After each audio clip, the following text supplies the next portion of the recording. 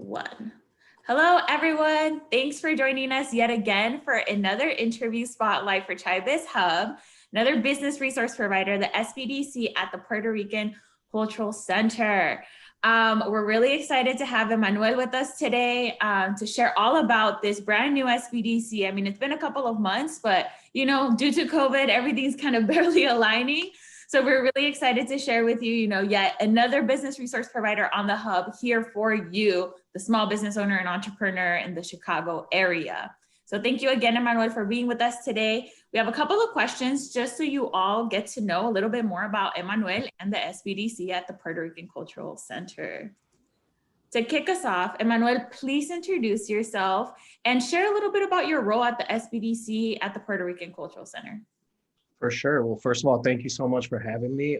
Really appreciate it. And I think this is great for the small businesses and entrepreneurs to be able to do things like this for them. So thank you again. So I'm the program coordinator here at Small Business Development Center at the Puerto Rican Cultural Center in Humboldt Park. So I'm also the financial advisor when it comes to getting clients in front of lenders and also helping them to prepare to be able to solicit funding. So I advise clients on that front as well. And I also help prepare and give webinars to the small business community here in Humboldt Park, Paseo Boricua, and neighboring communities as well. Thank you so much for sharing that description. I know our audience is excited to learn more. So Emmanuel, can you please share a little bit about your background and what led you to actually joining the Puerto Rican Cultural Center at the SBDC? For sure. So I actually started out in retail and sales management when I was in college. And then from there, I opened my own business. I owned a recording studio for a little while and then worked in the nightlife and entertainment industries and live concerts in Chicagoland. And then from there, went to financial services. So I was a relationship banker and a small business specialist. And then that was towards the pandemic once it all kicked off. And while I was working with these small business clients, I realized that they were really hurting. And I spent a lot of time in sales management and working for larger corporations that I felt that my interest was always, kind of in the interest of the corporation as opposed to the clients I was serving, even though I was doing my best to help those clients during these times. But I felt like a lot of them were hurting, especially during the pandemic. So I decided I wanted to change and I wanted to be more of an advocate for small businesses and entrepreneurs. And I was able to be fortunate enough to come on board in September with the Small Business Development Center as a program coordinator here. So now, rather than feeling that pressure from the corporations, right, I'm more on the side of the small business owner directly. I also grew up in Humboldt Park, lived in the area for 30 years. Was raised by my grandmother here, so I'm very attached to the community, and it was like a full circle to be able to, do everything I've done since I started out my career in sales management, finances, entertainment, all that stuff, and then to be able to come back home and kind of put it all together. Thanks so much, Emmanuel. That's actually really important. I'm glad that you're highlighting all of that because we know in the Latino community, I mean, it's always like con confianza, right? And people can go to you and talk to you because you were born and raised in that community and you know the community like the back of your hand, you know their needs and you know how to talk with them. So I really like that you're highlighting that and that the rest of the audience, if they haven't heard about you, if they haven't heard about the SBDC, they know they have someone that they can go speak to. And on top of that, you're bilingual, right? So cherry on top for everyone in the Development community. Center speaks Spanish. So if I'm not there, you don't have to worry about having to come back another day. Someone's here to serve you in the language that you're comfortable speaking. That's really good to know. Thank you, Emmanuel. For a question, maybe there's a couple of community members that small business owners too, right? That don't really know too much about the Puerto Rican Cultural Center or what an SBDC is. So if you can share with us a little bit, what is the PRCC and the SBDC and the purpose it serves in your community? Okay. So the Puerto Rican Cultural Center itself has been around for probably around 54 years or so. It started out in the 1960s and came out of the Division Street riots. And then it grew and grew and grew. And now we're proud to offer a number of programs, whether it's HIV prevention, youth employment programs. We also offer programs to assist the homeless youth. We also have an award-winning alternative high school, and we also help people with daycare and things like that. So there's a lot of educational and cultural services that are provided here. We also just opened up a trans empowerment center on Division, right near Division in California, which we're very proud of. And right now, I would say that the most important thing about the Puerto Rican Cultural Center is that, you know, we're all about self-determination, self-actualization, and self-sufficiency, and it's activist-oriented, grassroots, and community-based. Uh, to expand on what's already been done here, you know, there was a need to serve the community here that was the entrepreneur, the small business owner, et cetera, and to really focus on developing these areas in a self-actualized way, in a way that you see happening in other parts of the city. But it wasn't happening here at the, I guess, level or the speed that you would see in other areas. So we're really focused with that with the Business Initiatives Department. So the SBDC is part of Puerto Rican Cultural Center's Business Initiatives Department. And what's important about that is that it allows us to take on other programs and put them under this umbrella so that we can share these resources of these other programs and create a more robust business development center for people. So again, you know, our primary focus is Paseo Boricua, Humboldt Park, nearby communities. Pretty much when you look at the city, you see a lot of development on the east side of Division, Chicago, North Avenue, and the west sides of these corridors tend to be left, you know, towards the back end. So we're really focused on developing these areas, and that's why we have created this business initiatives department. Wow, thank you. Thank you so much for elaborating on that. And so Humboldt Park, as you mentioned, has such a rich history. So we are so excited that you all are actually getting resources to help these small business owners now. And so I want to just elaborate a little bit on that more, Emmanuel. So why is it so significant to have a small business development center at the Puerto Rican Cultural Center? And can you expand on the significance of where your location is actually for the center? Absolutely. So traditionally, you would see small business development centers all around the country. I want to say like a network of 900 of them, but they traditionally are in large academic institutions. So they're usually in universities or places like that, which is great. But for the entrepreneur that we're serving here in this community, that may have less formal education or may not have the time to visit these locations, right? We're right in the middle of the community we intend to serve. So we're not in a university. We're actually right here on Division and Rockwell, right in the community. You can walk right in. You can walk right up to us. I mean, we're out and about here, active, you know, on the sidewalk. You can come in, whatever it is that you need to do. You can call us. So we're very accessible, and I think that taking that formal concept of business and this intimidating topic and bringing it to this community level, right, where it's more of a conversation and it's more of like we're walking side by side with you, I think resonates really well with the small business owners that are in the area. And we can serve anyone around the nation, you know, so we can do it virtually, we can do it by phone, email, etc., which is great, but also for that client that might not navigate technology as well, we're very accessible for them. Thank you, Manuel. It's really exciting to hear about just how intentional you are about the community that you serve. I think it's really important as business advisors, financial advisors, that you know your audience very well, and you're clearly showcasing that through your role and the SBDC at the Puerto Rican Cultural Center. Thank you. To expand a little bit on that, you know, share with us what initiatives are you currently leading for the newly established SBDC, and what are you most passionate about and excited currently? Yeah, so I would say one of the main things we're trying to focus on and figure out is how to help our clients access financing, whether it's through grant opportunities or SBA loans, and just really educating our clients on how to be more financially literate, more be able to tell their financial story in terms of their businesses.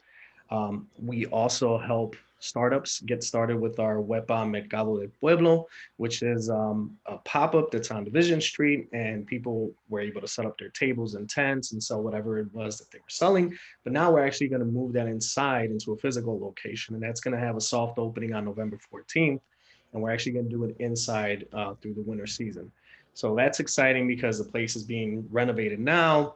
We're inviting community leaders and other people to come in and see what they're doing there. So that's going to be very exciting for that entrepreneur. So the idea is to create not only a pop-up but an incubator for them, so that if I have this idea, I can test it physically, work on that sales process, work on what people like, what they don't like, get that feedback, and then from there grow it and hopefully either establish a more formalized business, or whether it's online or storefront, and then connect them with those resources to take that to the next level. So that's really exciting for us, something we've been working really hard on.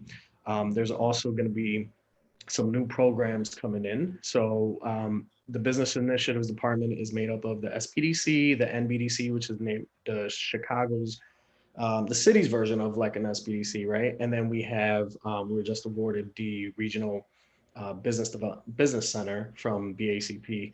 So that's going to be exciting for us now, because now that's adding even more resources. And one of my colleagues, she's managing LISC and Invest Southwest as the manager of the North Avenue corridor. So we're really trying to put all that together in a way that makes sense for the small business community that we're serving here. Wow. I mean, that is phenomenal to hear, of all of the progress that you and your organization have made in a short period of time. So those are some phenomenal accomplishments.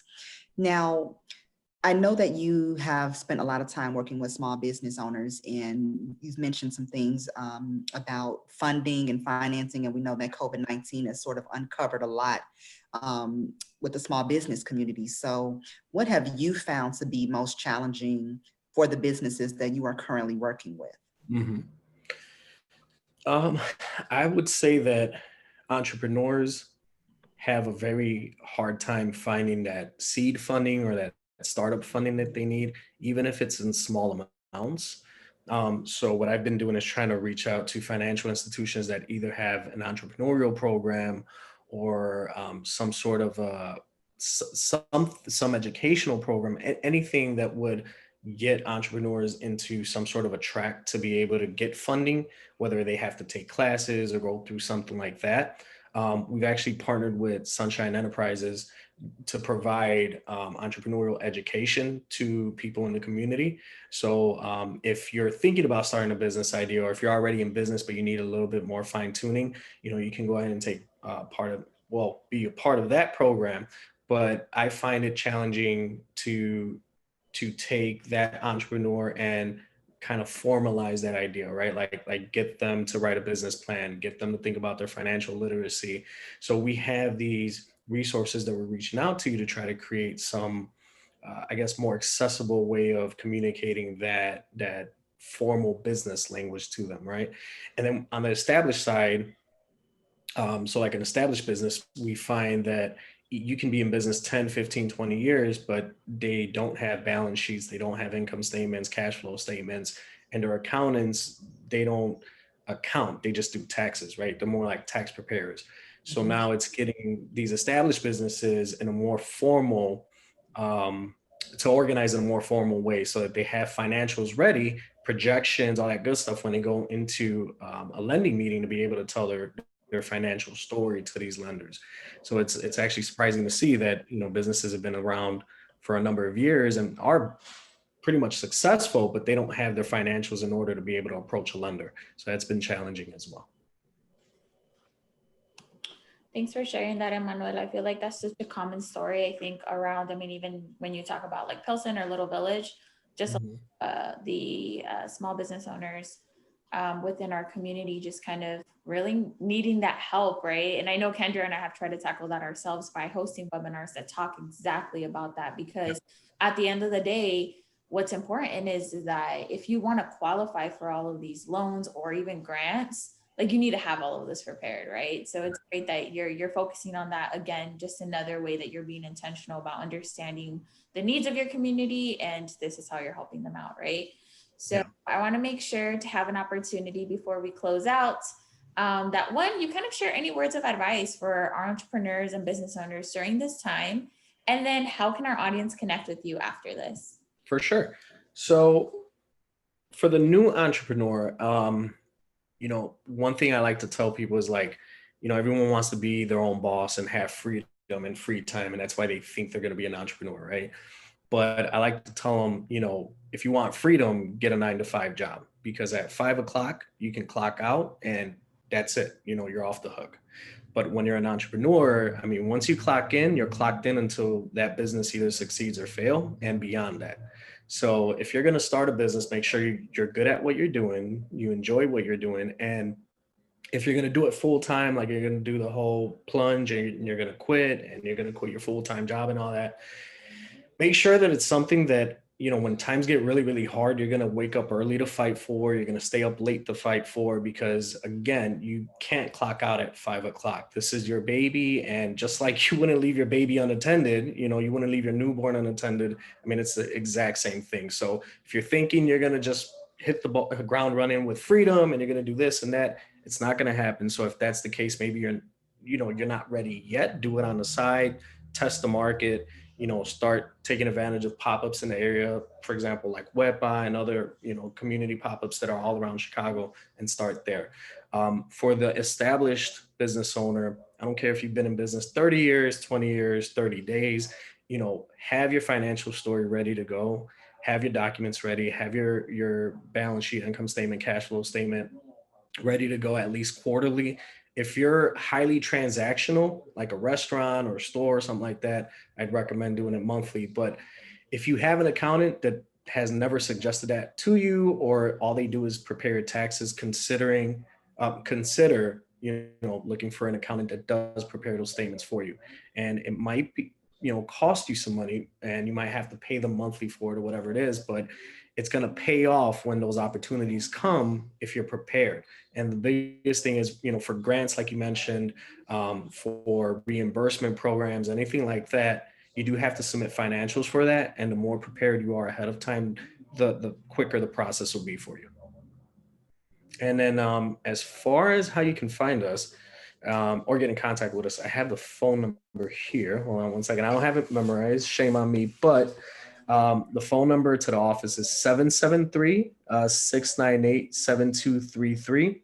And then on social media like Facebook and Instagram, etc., we're on as SBDC PRCC. So all one word, SBDC PRCC. And then you can find me via email at Emmanuel D. So Emmanuel with 2 M's, D at prcc-chgo.org.